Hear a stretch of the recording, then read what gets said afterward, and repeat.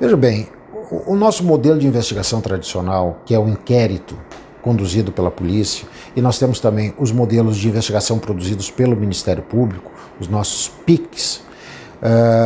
O PIC já é uma coisa mais nova, mas o inquérito, ele não funciona. A gente tem que reconhecer que, como regra geral, ele não funciona mais. Isso é um demérito para a polícia? Não, não é.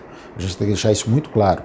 É o modo de investigação, o tipo de investigação. Nós temos que encontrar, inclusive para a polícia, um método mais eficiente, mais rápido de coleta de provas. E isso também precisa ser aprimorado no âmbito do Ministério Público, de ter os seus procedimentos de investigação criminal realizados de uma forma mais expedita, mais célere, claro, sempre adotando o procedimento correto de produção de prova de acordo com o que exige a lei, seguindo o livrinho, né?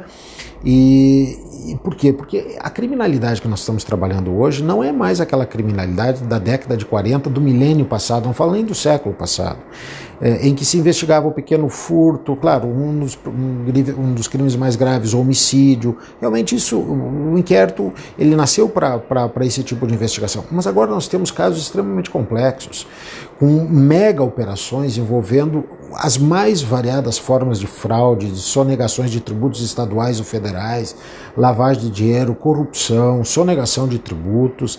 Quer dizer, a gente não pode mais ficar atrelado a um modelo que foi criado para uma realidade completamente diferente da que nós vivemos. Né? Nós estamos querendo andar fazer uma investigação que é um carro de corrida numa pista sinuosa de estrada de chão, ou seja, não vai dar certo. Nós temos que encontrar, fazendo esse comparativo de uma maneira bastante geral, nós temos que encontrar um meio de fazer uma investigação melhor, na busca de uma prova melhor. Essa é uma preocupação que eu tenho como membro do Ministério Público. E também, de certa forma, como alguém que trabalha um pouco a questão técnica e dogmática do direito. Assim, é difícil a gente dizer o que é ideal mesmo. Por quê? Porque cada vez a gente descobre uma coisa nova, um meio diferente de que está sendo feita determinada conduta. O principal,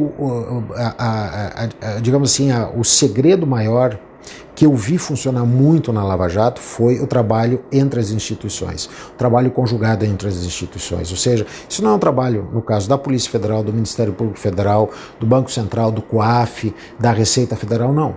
Na hora que todas as instituições elas deixam um pouco de lado o eu e passam a trabalhar de uma forma mais conjunta, isso não é nenhuma utopia, mas na hora que elas começam a ver isso, que os resultados são maiores, este modelo pautado por uma cooperação entre as instituições, para mim é o melhor modelo que nós podemos trabalhar daqui para frente. Quanto mais nós quisermos dividir, pior fica. Veja bem, na hora que eu estou fazendo uma investigação num PIC, é um procedimento que corre perante o Ministério Público. Eu tenho que ter uma liberdade de poder chegar e conversar com o delegado, que ele não está coordenando o PIC, mas dizer, nós precisamos dessas diligências, nós precisamos do seu trabalho aqui. E o delegado vai dizer, ok, nós vamos fazer, mesmo que não seja no inquérito. Na hora que eu preciso de uma informação do Banco Central, eu preciso ter um canal direto com o Banco Central para dizer o seguinte, eu preciso dessa documentação, mesmo que eu precise solicitar judicialmente. Como é que tu pode fazer para agilizar essa informação? Então, esse tipo de contato entre as instituições é que agiliza. Nós tínhamos, por exemplo, no âmbito uma parte, isso é um exemplo da Lava Jato, as pessoas precisavam compartilhar provas, porque elas estavam fazendo investigações nos estados a partir daquilo que estava sendo descoberto na investigação em Brasília. Então elas precisavam de partes de provas dos processos. Isso, se a gente for pelo procedimento tradicional, demora. O que a gente fazia? Os promotores contatavam conosco e diziam, nós precisamos tais e tais e tais e tais provas. Nós olhávamos se aquelas provas poderiam ser compartilhadas. Ok, podem ser compartilhadas. Então vamos fazer o seguinte, nós vamos deixar tudo pronto aqui, vocês formulem um pedido oficial, porque tem que fazer o pedido oficial, e nós fazíamos a requisição ao juiz para o compartilhamento das provas, pedindo autorização para não eles fazerem toda a parte burocrática. Nós nos responsabilizávamos porque nós já tínhamos isso de uma forma mais rápida. Então nós conseguimos compartilhar provas de uma maneira muito rápida. Vou dar mais outro exemplo.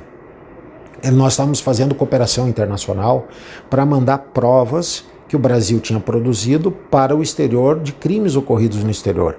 Então, promotores de vários lugares da América do Sul, da América Central, América Latina, América do Norte, África, precisavam dessas provas.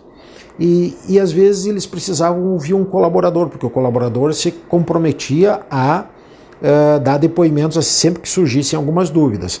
Presta atenção no que eu vou dizer agora. Um promotor, vou falar genericamente, um promotor do Equador me ligava e dizia: nós precisamos falar com o colaborador tal porque nós temos as seguintes dúvidas. Então nós precisamos ir ao Brasil para ouvir o colaborador.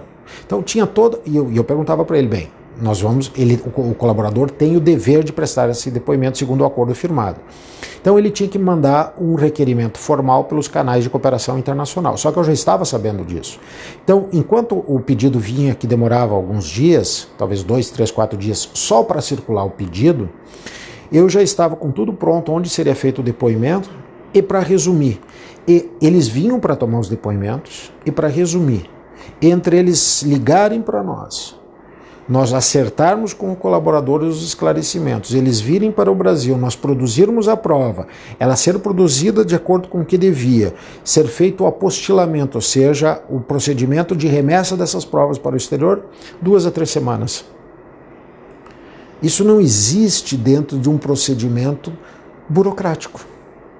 E nós aniquilamos a burocracia? Não, nós agilizamos os canais, só isso. Então nós temos que encontrar esses meios de contatos diretos para podermos dar agilidade à investigação, porque uma investigação que demora tende a ter defeitos na apuração da prova. O que eu costumo dizer é que o Ministério Público tem que ver que ele tem muito a aprender ainda. A gente não pode achar que a gente sabe fazer as coisas, e a gente tem que começar a olhar para o lado e ver que tem muita gente que pode nos ajudar com suas expertises, fazer essa cooperação. Nós temos uma chance muito grande de, olhando para o lado, dizendo realmente nós precisamos aprender e mostrando a nossa expertise, de evoluir. É por aí que passa. Não é partindo da premissa, eu sei fazer e eu vou fazer, não.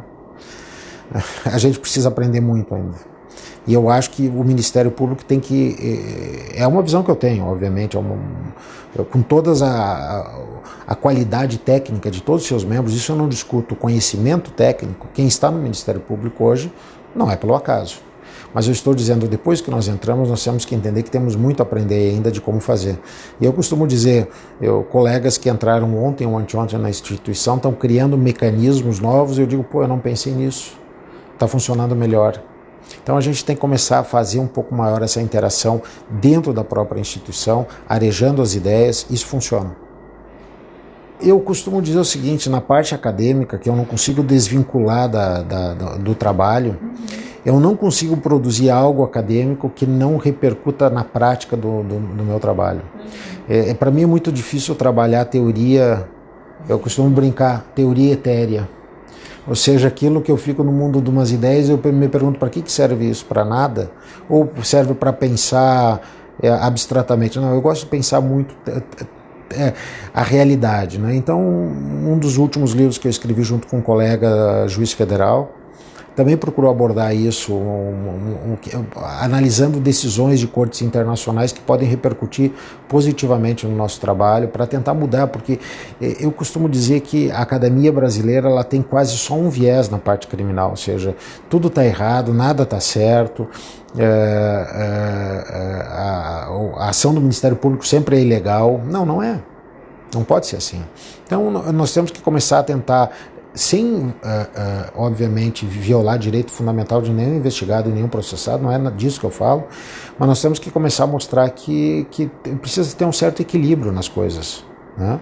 E esse é um dos objetivos, tentar mostrar o restabelecimento de equilíbrio de visões dentro de um sistema processual penal.